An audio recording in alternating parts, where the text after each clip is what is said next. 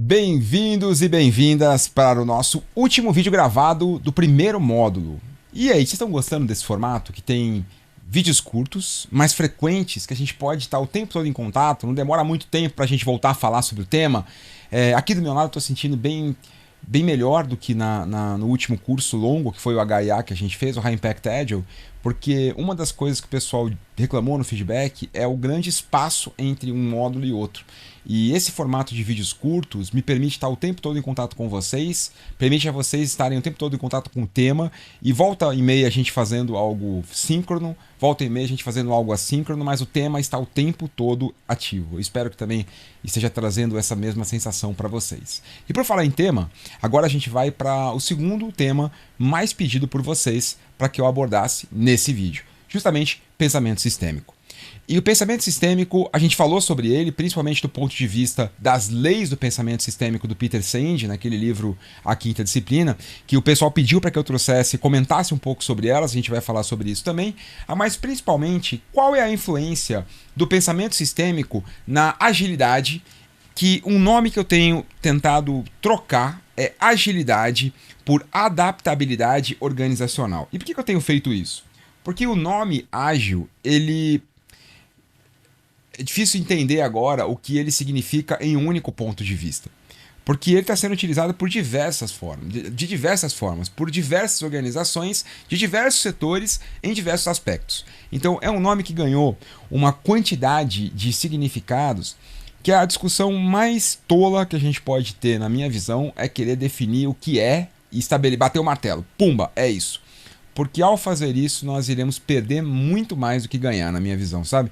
A gente perde a diversidade de perspectivas que talvez seja tão mais positiva do que tentar estabelecer um conceito único para ágil. Então, em vez de entrar nessa discussão sobre o que é ágil e o que não é ágil, eu resolvi trocar o nome para ser um pouquinho mais específico em relação ao meu entendimento do que é ágil. O que eu entendo como agilidade é a adaptabilidade da organização. Adaptar o que, Gino? Adaptar tudo o que for necessário para que nós possamos resolver um problema em decorrência da natureza do problema. É usar a natureza do problema como principal direcionador para como eu trabalharei nesse problema, como eu resolverei esse problema. Qual será, por exemplo, a abordagem que eu vou utilizar? Será que vai ser uma abordagem preditiva? Será que vai ser uma abordagem adaptativa? Qual vai ser, por exemplo, a forma como eu vou medir o sucesso daquela decisão? Se eu vou trabalhar com indicador de eficiência, de eficácia, de aprendizado, de danos evitados? Qual vai ser, por exemplo, o meu estilo de liderança naquela situação? Qual vai ser a quantidade de pessoas que eu vou inserir no máximo naquele time para trabalhar com aquela situação? Então, a quantidade de adaptações que uma organização pode vir a ter, levando em conta em decorrência da natureza do problema que ela quer resolver, é muito grande. E adaptabilidade organizacional, ou o Organizational Adaptiveness, é justamente a possibilidade que a sua organização tem de se adaptar, de adaptar a sua estrutura e as estruturas de gestão e governança, indicadores que ela utiliza em decorrência da natureza do fenômeno que ela quer resolver. Se é um fenômeno com conhecimento existente, válido e exatamente igual ao passado para o problema do futuro, eu tenho um tipo de situação. Se é um conhecimento sensivelmente mais arriscado, mais incerto, que vai depender de uma certa experimentação para que eu consiga ter acesso ao resultado, eu tenho um outro tipo de abordagem. Se é um conhecimento grandemente incerto, que eu vou precisar realmente de muito mais, navegar muito mais na incerteza, eu tenho muito mais incerteza do que de fato conhecimento a respeito daquele fenômeno, ali eu tenho um outro tipo. E se eu estou em um cenário totalmente hipotético, exploratório, o cenário do incognoscível, eu tenho uma outra estratégia. E ao mudar a estratégia, os instrumentos de gestão da sua organização, e claro, de liderança também, mudam junto com isso. Isso que eu entendo como Organizational Adaptiveness, ou a adaptabilidade organizacional. E qual é o impacto, ou melhor, qual é a importância do pensamento sistêmico em relação a isso? Não só impacto, como muitos autores consideram o pensamento sistêmico a chave para lidarmos de forma efetiva com a adaptabilidade organizacional ou agilidade organizacional. Porque a base do pensamento sistêmico é olharmos as interações muito mais do que as partes. Dá uma olhadinha nessa definição da Donella Meadows, que sem dúvida é uma das grandes influências, das maiores influências quando o assunto é pensamento sistêmico. Um sistema é um conjunto interconectado de elementos que é coerentemente organizado de uma forma que alcança algo, função ou propósito. Há uma série de definições sobre pensamento sistêmico e sobre sistemas, mas todas elas comungam de um ponto realmente nevrálgico, que é quando um conjunto de agentes, que aqui nesse caso da definição da Donella é um conjunto de elementos, né? Algumas pessoas também, na própria definição da Donella Meadows, no livro Thinking in Systems, página 188, ela fala o seguinte: um sistema é um conjunto, quase igual a esse daqui, ó. Um sistema é um conjunto de elementos ou partes que são organizados de forma coerente e interconectados em um padrão ou estrutura que produz um conjunto característico de um comportamento, muitas vezes classificado como sua função ou objetivo, propósito. Muito parecido com isso, né? Ela usa inclusive um termo que não é muito bem aceito pela ciência, que é partes em um sistema. Normalmente se usa o termo agentes em vez de partes. Mas o que está por trás dessa fala da Donella é que um sistema, o comportamento dessas, em decorrência dessas interações, é maior do que o comportamento dos elementos, dos agentes. Por isso o pensamento sistêmico, ele olha para relação entre as coisas mais do que para as coisas em si. E por que isso é tão importante para a adaptabilidade organizacional? Porque uma vez que eu enxergue as organizações como um grande sistema, eu passo a perceber que dentro dessa organização, os agentes que interagem ao longo da meta, do objetivo, do propósito dessa organização, é que vão fazer com que ele seja alcançado. Uma vez que o propósito de um sistema é o que faz com que esse conjunto de elementos possa se organizar e obedecer e alcançar e buscar essa função a propósito, e essa é a famosa função emergente. A função emergente de um sistema, ela não é possível pelas partes, por isso dizem que um sistema é maior do que a soma das suas partes. Pega, por exemplo, uma ampulheta. Se você decompor essa ampulheta em pedaços, você vai ver areia, vidro, a estrutura, mas na verdade a função marcação de tempo, ela não está presente em nenhuma dessas partes. Essa função ela só emerge, ela só é possível a partir do trabalho coordenado entre essas partes. Essa função emergente faz da ampulheta um belo sistema. Da mesma forma, a sua organização, os seus times também trabalharão assim. Também trabalharão de uma forma coordenada, de modo que a função que emerge é maior do que as partes, ou maior do que os elementos do sistema. Isso é importante do ponto de vista de adaptabilidade de negócios ou de organização, porque a nossa organização também é composta por pedaços, que quando a gente olha isoladamente, a gente corre o risco de estabelecer metas, de estabelecer diretrizes, de estabelecer incentivos isolados, que na verdade não ajudarão a grande organização ou o grande propósito da organização a ser alcançado. Olhar de modo sistêmico para as organizações é olhar as organizações muito mais com a interação entre as áreas, entre os times ou dentro do próprio time, do que de fato olhar cada pedaço isoladamente. A visão cartesiana das organizações que nós temos de muito tempo faz isso. Olha as organizações como os pedaços, né? Então eu tenho, por exemplo, as metas da área de TI, eu tenho os indicadores da área de TI, eu tenho os incentivos da área de TI, depois eu vou para a área de negócio, tem a mesma coisa replicada ali. É como se eu tivesse um fractal, mas ele é um fractal totalmente desconectado, como se cada pedaço da tua organização tivesse uma vida própria, só que essa vida própria, muitas vezes, ela não é estabelecida olhando a big picture, né? Olhando a grande visão ou da grande imagem que a tua organização, a grande foto que a tua organização quer buscar. O pensar sistemicamente é olhar como a ação de um elemento pode influenciar no comportamento de outro elemento e como a ação desses elementos pode influenciar em determinado contexto, melhorando ou piorando determinado contexto. Não é olhar a ação individualmente, mas é olhar a conexão entre as ações. Não é olhar a área da sua organização individualmente, mas como o comportamento daquela área vai influenciar no comportamento da outra área, que vai influenciar no comportamento da outra área e como esses comportamentos encadeados estão fazendo com que a sua organização alcance ou não alcance o propósito daquele sistema.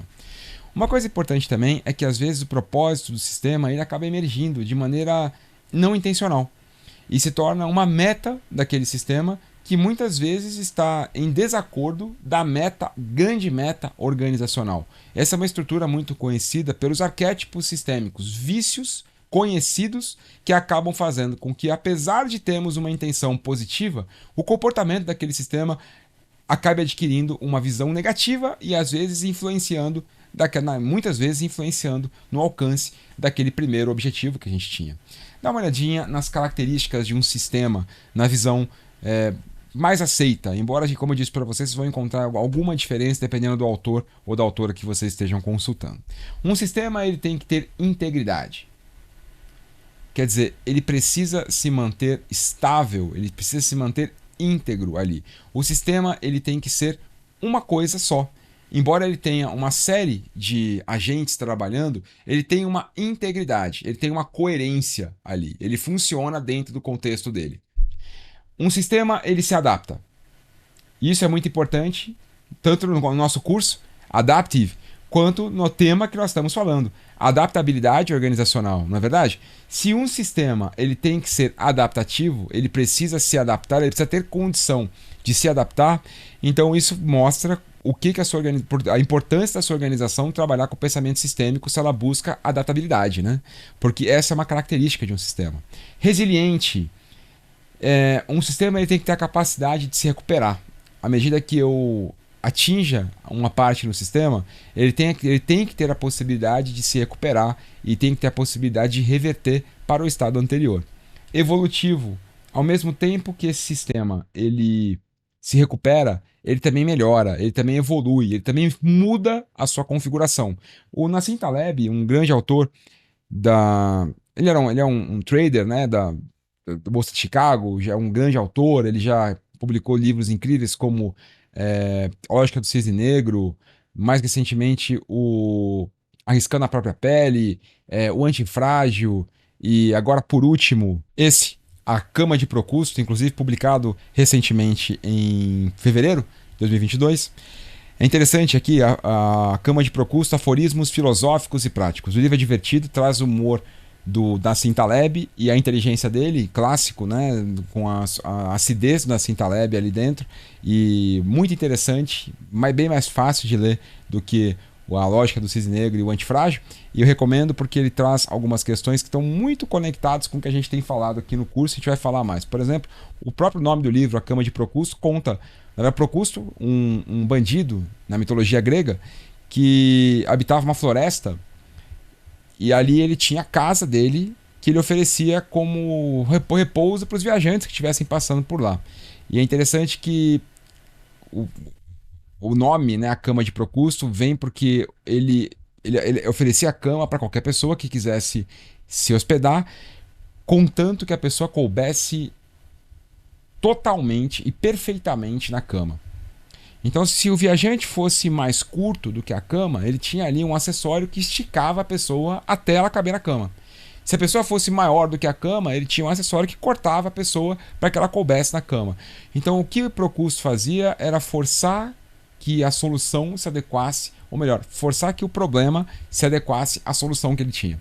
Então o problema que era a pessoa que estava indo deitar na cama, ela tinha que se adaptar à solução que já estava pronta. A cama já estava pronta para aquela pessoa deitar e a pessoa teria que se adequar àquela cama.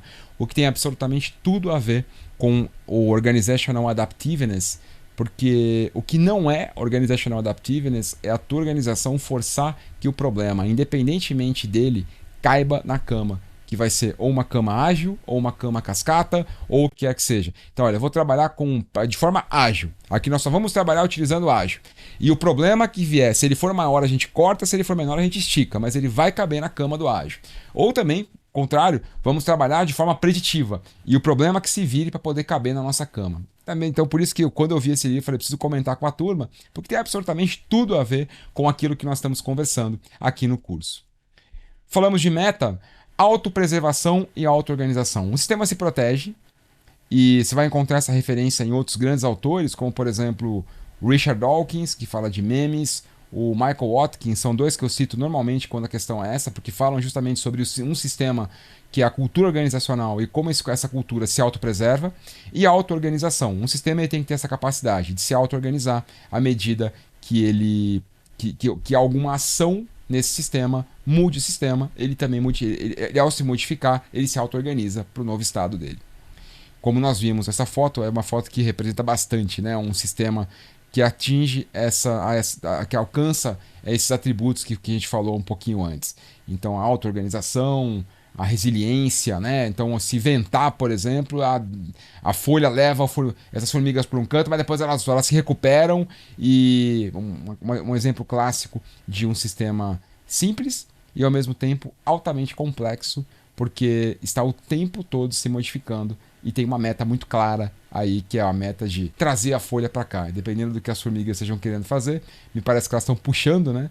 Então a meta está muito clara e o sistema está buscando essa meta. Tem um comportamento que ilustra bastante como um sistema pode se beneficiar individualmente e acabar comprometendo o todo, que é a famosa tragédia dos comuns, ou dilema dos comuns, também conhecido. Refere-se a uma situação na qual as partes do sistema, os agentes do sistema, ou pessoas, agindo de forma independente, racional, quer dizer, estão pensando, estão de fato refletindo e tomando decisões, e de acordo com os seus próprios interesses, então as partes do sistema estão agindo de modo individual, atuam contra os interesses de uma comunidade e muitas vezes acabam esgotando os bens da comunidade, os bens comuns, em prol dos seus interesses pessoais. Esse dilema ele é reconhecidamente presente na natureza, quando nas nossas interações com a natureza, nas nossas interações em situações de crise. Quem não se lembra de quando a pandemia foi declarada ali, né? As pessoas foram atrás de uma série de recursos nos supermercados que acabaram, em benefício próprio, que acabaram se esgotando para todos. Então, ficou mais forte foi papel higiênico, né? O pessoal começou a se abastecer daquilo, pensando individualmente, e acabou esgotando os recursos que seriam suficientes para todo mundo. Mas como cada agente pensa especificamente em si, acaba esgotando os recursos de todos. Isso acontece nas organizações em diversas características. Por exemplo, orçamento é uma dessas coisas. Quando a gente trabalha com orçamento na visão individual, e o serviço público trabalha muito com isso, que é a área X tem um orçamento tal para gastar, e o objetivo inicial disso é eficiência, é economizar. Então, olha, quanto que você tem que gastar esse ano? 100 mil. Então, olha, você tem 100 mil para gastar. Chega no final do ano, a área gastou 80 mil, como ela sabe que o ano que vem o orçamento vai ser baseado no orçamento gasto no ano anterior, ela vai se esforçar para gastar, ainda que não precise, para que ela possa se proteger no ano seguinte. Cada área está pensando individualmente e quando a gente olha o consumo geral dos recursos, ele está pior também. Uma série de fatores que vocês podem conhecer como dilema dos comuns é uma classe específica realmente de dilemas sociais, e no qual os interesses considerados egoístas de curto prazo das pessoas estão em desacordo com os interesses do grupo de longo prazo. E como a gente pode acabar com esse problema sistêmico? Tragédia dos comuns. Vocês vão encontrar uma série de estudos, tem milhares de artigos falando sobre isso. Um psicólogo chamado Dennis Fox, ele publicou em 1985 um artigo muito legal chamado Psychology, Ideology, Utopia and the Commons. Nele ele faz uma nova visão, ele coloca uma nova visão sobre o número de Dunbar na perspectiva da tragédia dos comuns. Ele argumenta que soluções de longo prazo exigirão, entre várias outras abordagens, partir dos comuns em segmentos menores. Então ele coloca ali a visão de que uma das causas do olhar individualista que compromete o grupo é o tamanho desses grupos. Olha que legal como isso está conectado com a visão do Robin Dunbar. E ele revisou dados experimentais mostrando que o comportamento cooperativo é muito mais comum em grupos menores. E depois ele avaliou que, abre aspas, o limite superior para um bem comum simples, autocontido, sustentável e em bom funcionamento seria algo tão baixo quanto, pasmem, 150 pessoas. Número de Dunbar. Segundo Dunbar, é a quantidade de relações significativas, né? E a rede social de um indivíduo, relacionamentos significativos, é tipicamente na ordem de 100 a 200 indivíduos, segundo a pesquisa feita por ele. Então, segundo esse autor, o Dennis Fox, a quantidade de elementos no grupo é diretamente proporcional ao tipo de comportamento egoísta que eles têm. Quanto maior esse comportamento, quanto maior essa quantidade, mais egoísta tende a ser, e o limite para isso é 150. O que faz absolutamente todo sentido, porque na pesquisa do Dunbar ele diz que a partir de 150, como os elementos não conseguem estabelecer um contato significativo, quer dizer, eu não sei que você é o Gino, que trabalha na caixa, que gosta de educação, que valoriza isso, você não conhece as características pessoais, você não consegue lembrar das características pessoais, a gente começa a criar mecanismos para a gente poder se proteger do outro, porque a gente não consegue estabelecer uma relação significativa com uma quantidade tão grande. Muito legal, vale a pena depois você ler esse artigo, caso você queira se aprofundar um pouquinho mais. E muitos autores falam, por exemplo, o pessoal que gosta desse livro, Team Topologies, do Matthew Skelton e o Manuel Pais, certamente um dos grandes livros sobre topologia de times. Muitos agilistas têm trabalhado com esse livro como referência. Inclusive, um grande amigo meu recentemente me indicou e valeu cada segundo dedicado. Os autores desse livro, do Team Topologies, também fazem referência ao número de Dunbar. Dá uma olhadinha que interessante. A dinâmica de confiança pode mudar ao cruzar um limite Dunbar. Espere regras diferentes e efeitos não lineares quando você ultrapassa o número de 150.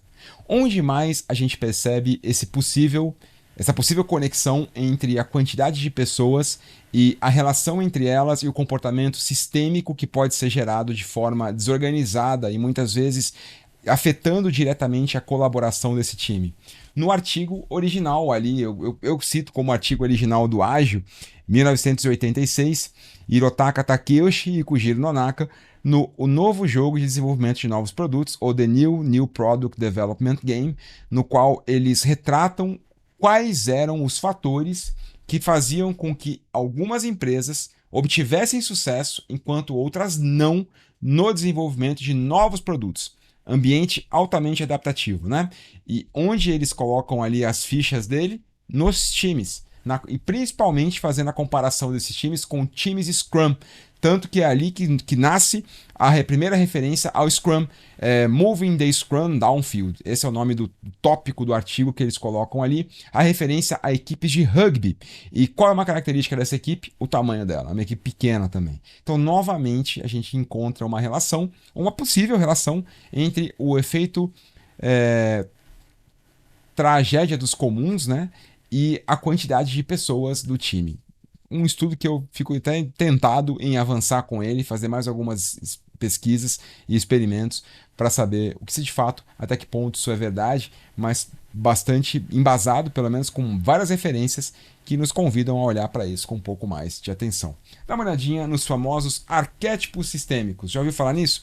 Arquétipos sistêmicos são padrões comportamentais de um sistema, padrões conhecidos do sistema, padrões comportamentais que já são claros e já são identificados. De modo que, quando a gente percebe esses elementos interagindo em um sistema, nós já sabemos qual é o possível resultado dessa interação. Arquétipos considerem como estruturas comuns de sistemas que produzem padrões de comportamento característicos. O Peter Senge foi o primeiro pesquisador a apresentar esse conceito em dinâmica de sistemas. E vamos dar uma olhadinha em dois que eu trouxe para vocês. Esse famoso efeito gambiarra, as setinhas azuis significam que há uma relação no mesmo sentido. Quer dizer, à medida que o problema cresce, a quantidade de soluções rápidas também cresce. A setinha vermelha diz que é uma relação em sentido oposto. À medida que as soluções rápidas aumentam, o problema ele diminui, tá? Então olha só o que acontece. Esse arquétipo, o famoso arquétipo da gambiarra, ele está presente em inúmeras situações do nosso dia a dia e há um problema para ser resolvido. O que acontece é que, sem um estudo mais aprofundado, sem investir tempo na pergunta certa, que é o que nós fizemos ao longo desse módulo, né, é tomada uma decisão de fazer uma ação rápida. Então, uma ação rápida é tomada no problema, o que diminui o problema temporariamente. Mas ao tomar essa solução rápida, você também, depois de um tempo, esse reloginho mostra que não é uma coisa que acontece no mesmo momento, mas algum tempo depois, algumas consequências indesejadas começam a aparecer que fazem com que o problema aumente novamente. O que faz com que a gente recorra a novas soluções rápidas que vão diminuir o problema, mas vão gerar mais consequências desejadas que vão tornar o problema maior. Então, isso também conversa um pouquinho com essa lei que você já viu da outra vez do pensamento sistêmico. Lembra dela? Então, os problemas de hoje vêm de soluções de ontem. As soluções que são feitas ao acaso, sem pensar na big picture, se tornam incompletas, geram dívidas técnicas e geram subotimização. Justamente o que vocês viram lá no arquétipo sistêmico da gambiarra. Esse é um arquétipo, inclusive, apresentado pelo próprio Peter Senge, que mostra justamente aquela primeira lei. Tá vendo só? Então, espero que esteja ficando mais claro para vocês como aquela lei ou aquelas leis do pensamento sistêmico estão relacionadas à visão sistêmica. Essa é uma representação gráfica daquela lei, que uma solução rápida, que não explora com profundidade correta a visão do todo para um problema, pode e irá diminuir o problema no curto prazo, mas gerará mais problema no longo prazo, justamente o que acontece, o que é apresentado pelo Peter Senge ali. Esse, que vocês conhecem aqui, já falamos sobre ele hoje, é o arquétipo da tragédia dos comuns. Quando um bem que pertence a todos, ele é explorado sem restrições individualmente, e quando cada um busca aumentar o seu ganho individual, todos perdem porque os recursos se esgotam. Então eu tenho aqui um recurso crítico.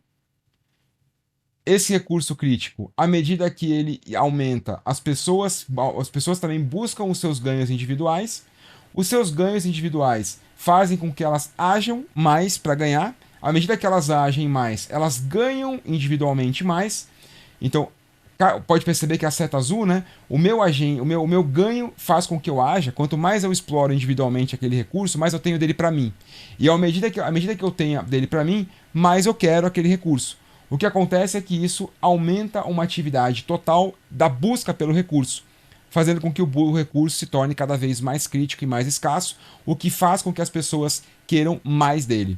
Quanto mais crítico, quanto mais escasso é o recurso, mais as pessoas querem, mais elas agem para ter, e quanto mais elas agem, mais crítico o recurso se torna, o que faz com que muitas vezes ele desapareça ou se torne extremamente caro, porque as pessoas estão ali pegando para elas em vez de pensar no todo. Se elas distribuíssem esse recurso, certamente ele estaria acessível para todo mundo na quantidade certa, sem que houvesse uma escassez que muitas vezes inviabiliza. Quando a gente fala de economia, isso representa, por exemplo, preços altíssimos, né? A inflação. Quando a gente fala de ambiente, de meio ambiente, a gente pode estar falando de água, a gente pode estar falando de coisas ali que geram dignidade para a vida das pessoas. Ali, mais um arquétipo sistêmico trazido pelo Peter Senge. Também gostaria de compartilhar com vocês essa frase do Brian Arthur sobre complexidade, que não tem nada a ver diretamente com o pensamento sistêmico, mas está totalmente conectada. Então não é que a complexidade... Pensamento complexo não é a mesma coisa que pensamento sistêmico, são coisas diferentes, mas que estão totalmente conectadas. Quando a gente fala de sistemas, a gente também fala de sistemas complexos. Olha que interessante como a definição lembra, né? Complexidade olha para elementos interagindo entre si e pergunta como eles formam padrões e como esses padrões se desdobram. Isso te faz lembrar alguma coisa em relação a isso aqui? Elementos interagindo entre si que formam padrões e qual é o desdobramento desses padrões. É importante ressaltar que esses padrões podem nunca terminar. Eles são abertos. Na ciência tradicional, isso atinge alguns assuntos e a maioria dos cientistas apresenta uma reação negativa A ciência não gosta de novidade perpétua. Essa é a grande diferença entre o pensamento complexo e o pensamento sistêmico. O pensamento sistêmico, ele olha para as coisas como sistemas. O pensamento complexo olha para a adaptação e para as mudanças eternas que alguns sistemas podem ter. Alguns sistemas podem nunca terminar de se adaptar. E o que requer que eu tenha com eles sempre uma visão de novidade.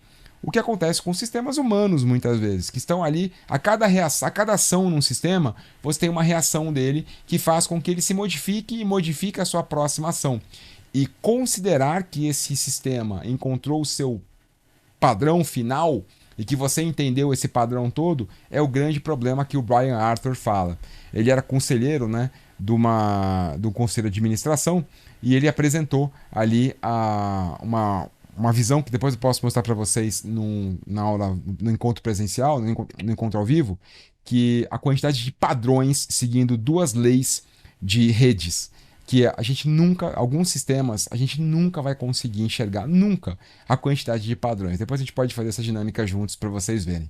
Vamos falar um pouquinho mais sobre as leis do pensamento sistêmico, dando uma passada por elas e comentando um pouco sobre cada uma do ponto de vista de agilidade organizacional. Essa aqui nós já falamos, já mostramos inclusive o padrão delas. Quanto mais forte você empurra um sistema, mais forte ele bate de volta com você em relação a você. Do ponto de vista de agilidade organizacional ou adaptabilidade organizacional, isso fala com a gente sobre ir levar para a organização uma mudança cultural goela abaixo. Olha, nós vamos usar ágil agora. Sistemas complexos não funcionam dessa forma. Se você empurra o sistema, ele empurra de volta. A cultura é resiliente, ela vai bater de volta em você. A melhor maneira de influenciar o sistema não é diretamente, mas de forma oblíqua, fazendo pequenos experimentos e entendendo como as pessoas se comportam em relação a eles, entendendo o comportamento, entendendo os padrões que emergem e modificando a partir deles. E o nosso grande erro é que quando a gente quer fazer uma mudança em sistemas complexos, a gente age da mesma forma que uma mudança acontece em sistemas fechados, ordenados, que você vai lá e troca o parafuso e a partir de agora a engrenagem passa a rodar duas vezes mais rápido. Você entendia os padrões do sistema ordenado, mas sistemas complexos não funcionam assim. E se você simplesmente bate no sistema achando que você vai ter um resultado X, você pode ter um resultado totalmente negativo e na visão do Peter Senge, normalmente você tem. Terceiro, comportamento melhora antes de piorar. Isso tem tudo a ver também com aquele arquétipo da gambiarra. O cuidado que a gente tem que ter com os plantios de curto prazo versus colheitas de curto prazo também, como a gente falou na visão da gambiarra. A maneira mais fácil de sair normalmente nos traz de volta. Bom, isso traz bastante para a gente a visão do claro, complicado, complexo e caótico. Muitas vezes, pelo fato de algo ter dado certo antes, as pessoas buscam aquilo como um padrão. E isso também conversa bastante com a visão dos vieses cognitivos. O fato de algo ter funcionado faz com que muitas vezes eu perceba uma utilidade naquilo em qualquer situação futura semelhante. E faça com que eu automaticamente opte por aquilo sem antes analisar criticamente se aquilo realmente era a melhor solução ou não. E é a maneira mais fácil de sair é olhar para o passado, dar um Ctrl+C, Ctrl+V, mas não necessariamente essa é a maneira mais sustentável e a maneira definitiva de resolver aquele problema. Essa quinta lei, vocês vão lembrar dela porque a gente comentou rapidamente sobre essa na definição de um sistema. Olha só, a cura pode ser pior do que a doença. Aqui ele fala muito sobre um sistema que precisa de intervenções frequentes para que possa responder. Normalmente a gente faz isso com incentivos. Isso detona a integridade do sistema. O sistema ele não é íntegro, ele não está funcionando. Ele dá a impressão de que está funcionando, mas na verdade ele só está fazendo aquilo por causa do incentivo. Você precisa o tempo todo fazer uma intervenção naquele time para que o time possa ter um comportamento específico. Você precisa o tempo todo fazer algo, dar um incentivo para aquele time para que ele possa fazer algo daquele sentido. Então ele não está funcionando de forma sistêmica. O que está acontecendo é que você está injetando o tempo todo um recurso. Da mesma forma que a gente faz com o nosso corpo, por exemplo, com café. E aí a cada dose eu tenho que tomar um café maior, porque isso gera essa dependência, faz o meu sistema funcionar, só que o meu sistema, ao funcionar, ele vai querer mais da próxima vez. Então, não se torna íntegro e sustentável, porque o tempo todo você vai precisar continuar inserindo recursos naquele sistema para que ele possa continuar funcionando. Vamos falar um pouco mais. Mais rápido é mais lento. Bom, estou com pressa, por isso eu preciso devagar. O cuidado que a gente tem que ter aqui com as decisões tomadas por imediatismo ou olhando para o efeito inicial. Quando eu olho para um sistema, eu tenho que também ficar atento com os efeitos de longo prazo daquilo. Soluções sustentáveis e definitivas muitas vezes levam tempo. E eu uso muito isso nos meus cursos, quando o pessoal cobra logo nas primeiras aulas por ferramentas. Eu quero ferramenta, eu quero método, eu quero prática. E não adianta, porque muitas vezes, se você der a prática, se você der a ferramenta no primeiro encontro, a pessoa ainda vai utilizar aquilo dentro do modelo de pensamento e da visão de mundo que ela tinha naquele momento do curso. E naquele momento do curso, você não alcançou a mudança de visão necessária para que você pudesse utilizar aquela ferramenta melhor. E vai parecer muito com aquela lei antiga, a lei anterior que a gente falou, sobre a maneira mais fácil de sair. Normalmente nos traz de volta, né? Que é dê um martelo a uma pessoa o Kaplan, né, falava sobre isso, a lei do instrumento. Dê um martelo a um menino pequeno, ele descobrirá que tudo vai se parecer com um prego. Se você simplesmente entregar a ferramenta sem que haja uma visão maior daquilo, sem que a pessoa saiba como utilizar aquilo dentro de uma nova perspectiva, ela vai continuar utilizando essa ferramenta do mesmo jeito que ela utilizava a outra, como um martelo. Tudo vai ser prego para ela. Ela vai sair batendo em tudo da mesma forma e não vai olhar a natureza do problema, ela vai olhar a natureza da solução. Novamente, a cama de Procusto, né? Então eu vou fazer aquele problema se adequar à minha solução, independente de qual seja. O cuidado que a gente tem que ter com essa lei é trabalhar dosando o anti-inflamatório ali local e o antibiótico. Como você reduz as dores de curto prazo, mas trabalha na correção definitiva. Porque também não adianta, muitas vezes, a gente buscar só a definição definitiva e não dar um alívio, Engenheiros do Havaí, né? Um alívio imediato para aquela dor que está mais latente. Porque a organização ela pode não suportar o tratamento sustentável se não tiver aqueles alívios também. Então, equilibrar pequenos ganhos com, de fato, o trabalho efetivo.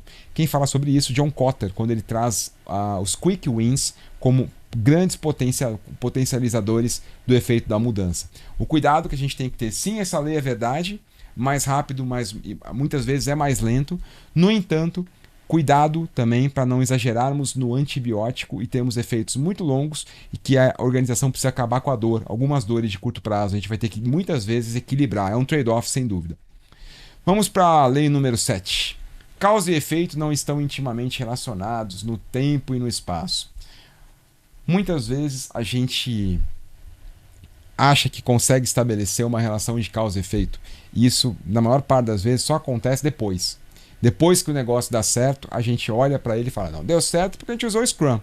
Só que aquilo só foi possível de ser visto via coerência retrospectiva. Só foi possível de ser visto no futuro. E não necessariamente está relacionado. É muito mais provável que tenha sido uma situação diretamente vinculada àquela execução do que de fato um padrão que vai se repetir em toda execução daquela natureza. A gente precisa ter um cuidado, sim, em não olhar para isso e lembrar que pode sim ter uma relação de causa e efeito, mas não necessariamente ela vai durar para sempre. Em algum momento ela pode deixar de fazer sentido e é nesse momento que eu preciso também estar ligado. A causa e efeito muitas vezes tem uma correlação com o espaço-tempo. Então, à medida que as coisas mudam, a causa e efeito pode mudar também. Quem trabalha com gestão de projetos já deve ter visto isso muitas outras vezes. Pequenas mudanças podem produzir grandes resultados, mas as áreas de maior alavancagem são normalmente as menos óbvias. Isso conversa bastante com aquela segunda lei. Você lembra dela? Quanto mais forte você empurra, mais forte o sistema empurra de volta. A oitava conversa muito com essa. Eu posso conseguir grandes mudanças fazendo pequenos ajustes. Eu posso conseguir grandes efeitos fazendo pequenos ajustes, sondando, né? É o famoso efeito borboleta. trabalhando com pequenos efeitos no sistema, pelo fato dele estar totalmente interconectado, os efeitos são enormes depois. Uma rede está conectada, é diferente de um sistema linear. Uma rede, muitas vezes, tem uma relação exponencial. Quando você faz uma pequena ação numa rede, você pode alcançar um tremendo efeito enorme depois. Quantas vezes a gente já viu isso acontecer em redes sociais? Um pequeno Twitter, ou um pequeno gesto, uma pequena coisa que parece que isso aqui vai funcionar, vai dar aquele resultado lá no final. Não, o resultado é desastroso, é catastroficamente maior do que a gente esperava. Então, só que muitas vezes é difícil de encontrar as áreas de alavancagem, porque elas não são aquelas que a gente olha. É só eu mexer aqui, é só eu colocar aquele incentivo que a turma vai produzir mais. É só eu mudar para Scrum que vai dar certo. Normalmente as áreas de maior alavancagem não aparecem logo na cara. Por isso que a gente não mexe num sistema de forma direta. A gente busca entender o padrão para descobrir quais são as áreas de maior alavancagem do sistema. Novamente, Donella Meadows, a grande referência para a gente poder trabalhar com essa visão de alavancas, de pontos de alavancagem do sistema. Dá para usar muitas vezes dois métodos, só que não no mesmo momento. Você pode sim utilizar cascata e ágil. Você pode sim utilizar uma visão preditiva e adaptativa. O que não dá para fazer é muitas vezes simultaneamente. O grande desafio aqui é sairmos do viés de pêndulo ou binário de que ou nós temos que ter felicidade no trabalho ou nós teremos eficiência. De que ou nós vamos inovar ou vamos seguir o compliance. Ou nós vamos... Na maior parte das vezes, em algum momento a gente vai ter mais de um, em outro momento a gente vai ter mais do outro, mas o grande desafio é não desistirmos de um em prol do outro. Lembrarmos que precisamos das duas coisas e precisamos alimentá-las. Em algum momento nós teremos certamente uma influência maior de um, mas no momento seguinte teremos mais do outro. E os dois precisam estar ativos. O grande segredo está na tensão, em não largarmos uma ponta e ficarmos só com a outra. Buscarmos o equilíbrio por meio do movimento e da tensão ali e não soltar, não, agora a gente vai...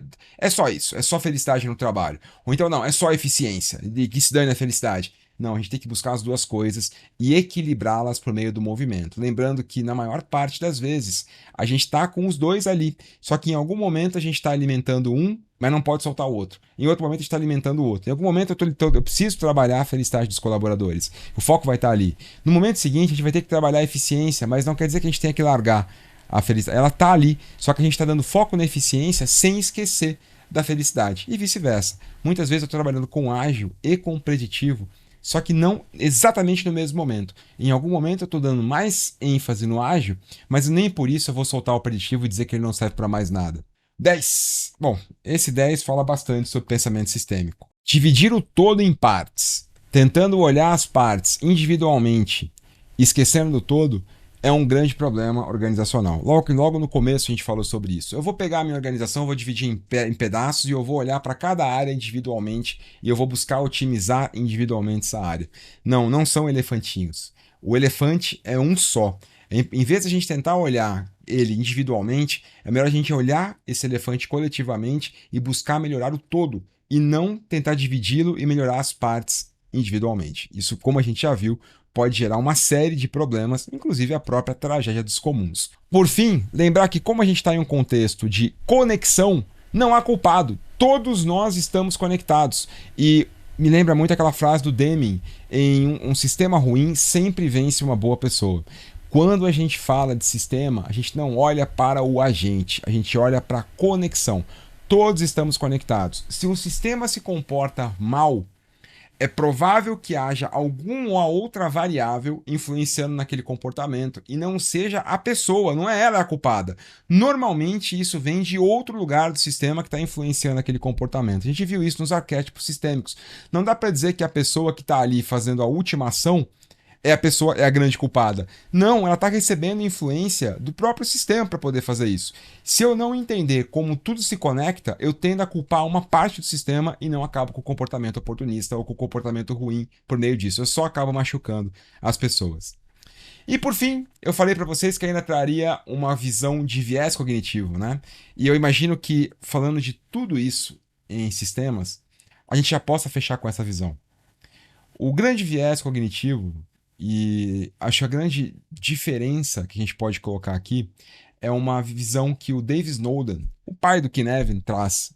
Uma provocação que ele traz sobre vieses cognitivos e cegueira desatenta. São coisas diferentes. Vieses cognitivos, eles estão ali com a gente e eles não são de todo ruim. A gente tem que estar atento a eles. Porque eles estão, lembra, o canto da sereia. Mas eles não são de todo ruim.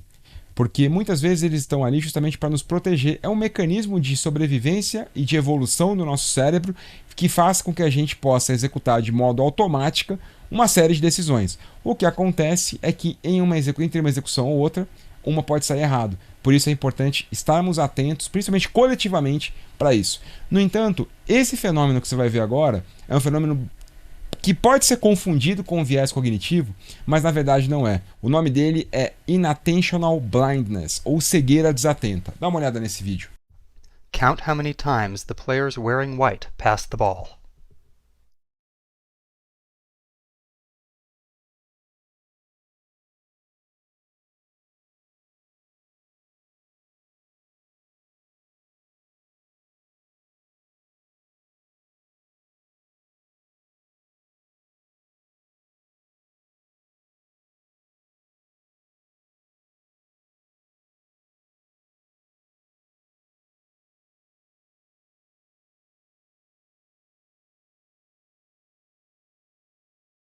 The correct answer is 16 passes. Did you spot the gorilla?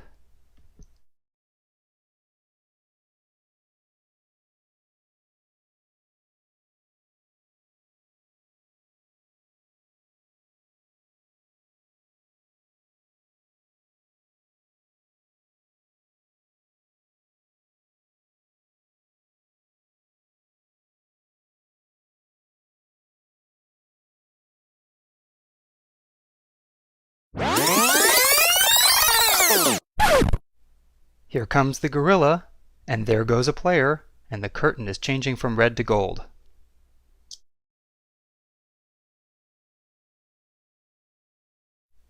When you're looking for a gorilla, you often miss other unexpected events.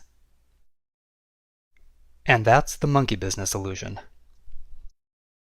Learn more about this illusion and the original gorilla experiment at theinvisiblegorilla.com.